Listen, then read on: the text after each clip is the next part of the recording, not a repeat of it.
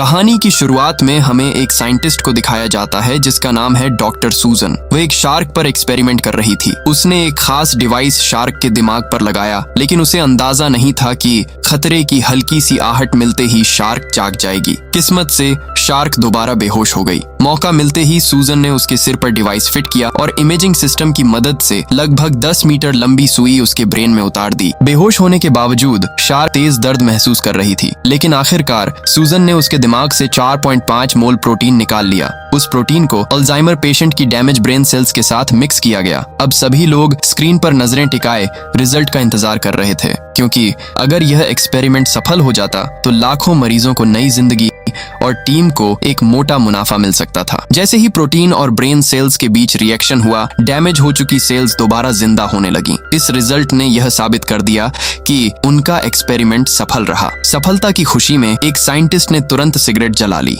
लेकिन जैसे ही वह बेफिक्र होकर शार्क के पास गया, तभी सिगरेट की स्मेल मिलते ही शार्क अचानक जाग गई और एक ही झटके में उस पर हमला कर दिया। सबके सामने उसका एक हाथ पल भर में शरीर से अलग हो गया और लोगों के बीच में दहशत फैल गई। शार्क बेकाबू हो चुकी थी। उसे रोकने के लिए कार्टर ने तुरंत ग्लास तोड़ा और हार्पून गन निकाल ली। वहीं सूजन ने इस मुश्किल से मिले रिसर्च रिजल्ट को बचाने के लिए बिना देर किए स्विच ऑन किया और शार्क को वापस गहरे पानी में छोड़ दिया। लेकिन किसी को अंदाजा नहीं था कि उन्होंने कितनी बड़ी गलती कर दी थी। कार्टर ने तुरंत टावर से संपर्क किया और नजदीकी मेडिकल टीम को बुलाया, क्योंकि यह सब गहरे समुद्र में बने रिसर्च सेंटर के अंदर हुआ था। बाहर तेज तूफान चल रहा था और सबने पहली बार नेचर का असली रौद्र रूप देखा था। उधर हैवी ब्लीडिंग की वजह से घायल साइंटिस्ट की हालत लगातार बिगड़ रही थी। खराब मौसम के कारण हेलीकॉप्टर लैंड नहीं कर पाया, इसलिए स्टील केबल के सहारे ही उसे मेडिकल टीम तक पहुंचाया गया। इसके बाद सभी लोग तुरंत बेस की ओर बढ़ने लगे, क्योंकि उन्हें डर था कि विशाल समुद्री लहरें कभी भी जानलेवा साबित हो सकती हैं। अच्छी बात यह रही कि बाकी सब सुरक्षित बेस पर पहुंच गए, लेकिन